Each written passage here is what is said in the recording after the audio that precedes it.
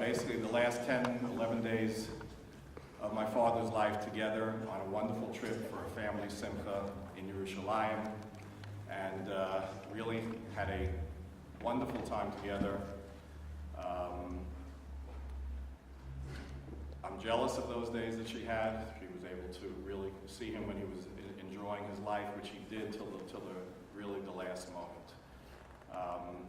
From that perspective, Shari, I'd like to call upon you to say some words.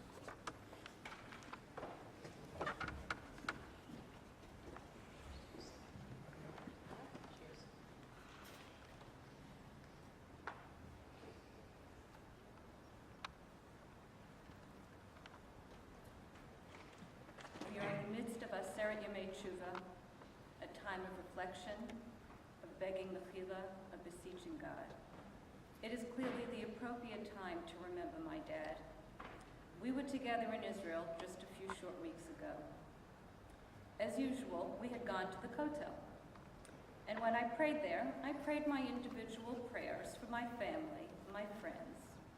And then, as I always pray for, I prayed for the opportunity to see God's hand in front of me so that my beliefs could be proven and strengthened. Some people have that gift of seeing God's hand in their day-to-day life. I struggle with that, and I get those glimpses only on occasion. On this trip, however, I had no struggle, because every moment of those last 10 days of my father's life clearly had Yad Hashem, God's guiding hand in it.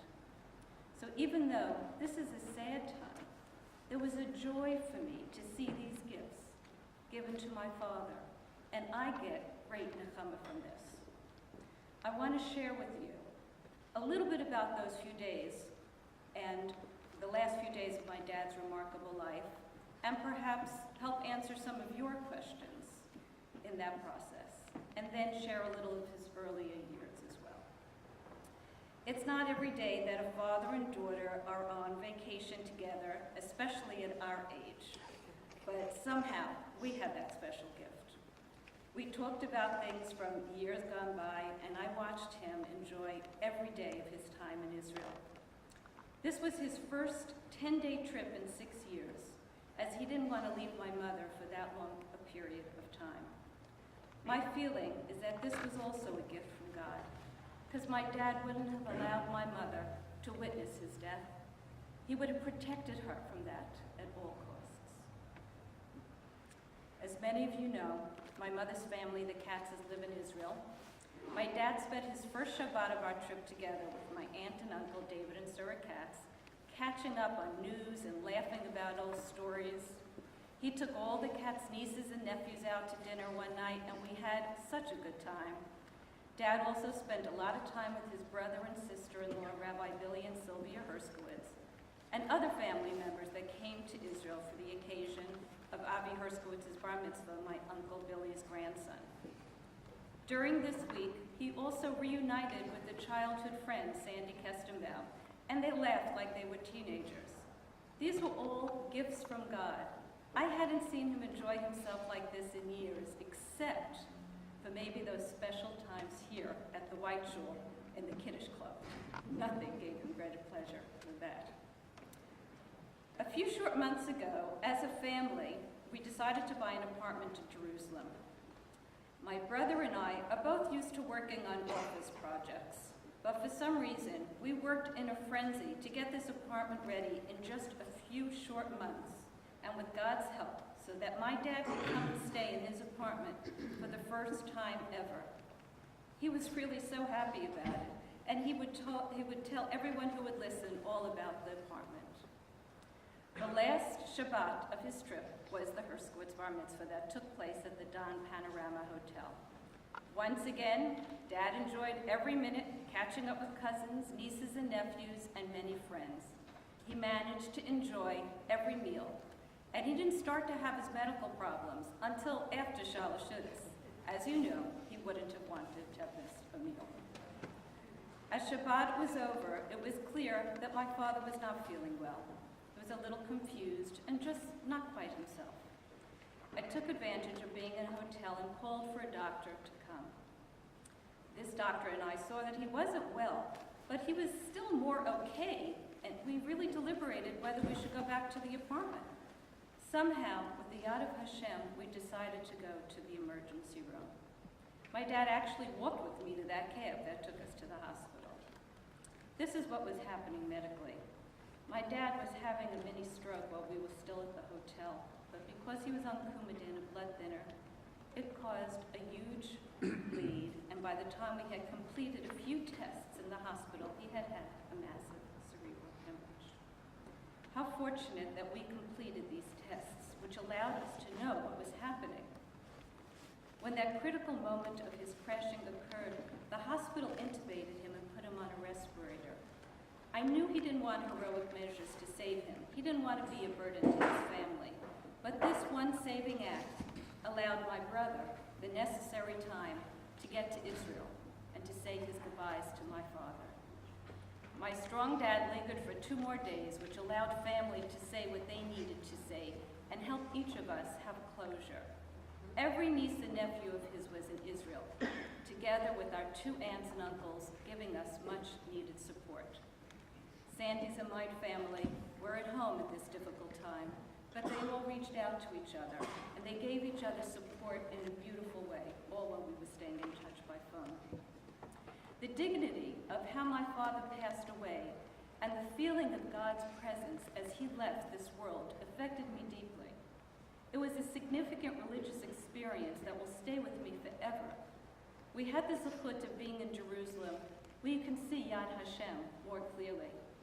In that special month of Elul, where God had allowed my dad to enjoy the majority of the year with us. He was already in Israel, a land that he loved and was to be buried in. And Sandy and I also felt we had a zechut of sitting Shiva in Israel. And now I want to share just a little bit about my dad's life story. Most of you know that my dad lived his life to the fullest.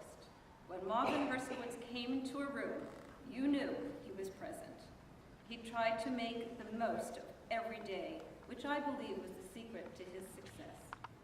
He grew up in Brooklyn, a 3rd-generation American, as a middle brother of 3 boys. Somehow, he knew how to make himself heard. He went to the Yeshiva of Flatbush and then to CCNY to get a business degree. He started working for an older gentleman in the office furniture industry when he was in his early 20s, and the rest, as they say, is history. He had a very successful business career in various ventures, and he brought an astute direction to all his business dealings, together with a strong ethical and moral compass. We were fortunate to have such a role model. My mom and dad were married in 1952, and they were quite a striking couple.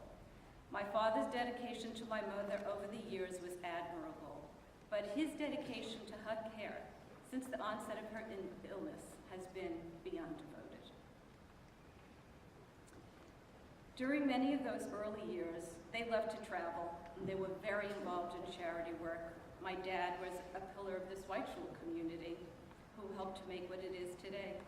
He was involved in Yeshivat Tarvadas, and then he lent his expertise and support to the OU organization, as well as being a founder member of the American Friends of Yeshiva B'nai Akiva. Together with my mom, they were involved with Soviet Jewry. They went to Russia to meet with Natan Sharansky and other refuseniks. They were so happy to meet him in Israel all those years later.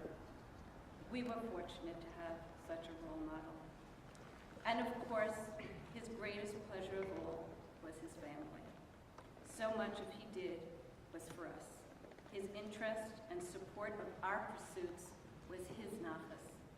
His desire for all of his grandchildren to have the best education suited to them is enabling them to achieve the same results that he achieved for their own lives. I bring a new lens to the life of my father now, and I can see that all along there was Yad Hashem for the path that he had, and that each and every one of us has. Our goal is to be able to see our own individual path and be the most that we can be, as my father had. So this is a celebration of a wonderful life, where I really had a good front row seat. My husband, Maurice, who really gave my father a lot of time and kavod, my children, Jamie and Mariella and grandchildren, together with Sandy's family. We have really learned from him, and we are in appreciation of who they called Hawks. How blessed we are to have shared his life, and to have also been able to see so clearly that God gave my dad the VIP treatment he deserved in this life and in the life to come.